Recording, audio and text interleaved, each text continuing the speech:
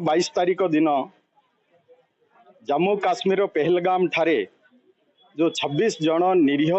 जनता को पाकिस्तान रो आतंकवादी माने निर्मम भाव रे हत्या करथिले एवं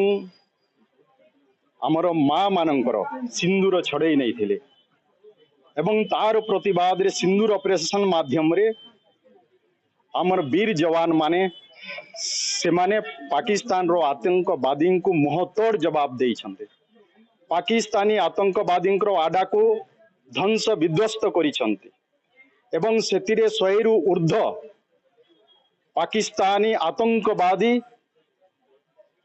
निहत होइचंते एवं निश्चय से वीर जवान मान को मो धन्यवाद ज्ञापन करी से से वीर जवान मान को धन्यवाद देवाई शाबाशी देवाई मनोबल बढ़ाई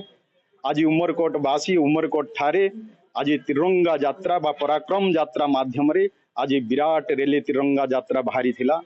एवं एथिरे अनेक लोक जाति वर्ण निर्विशेष रे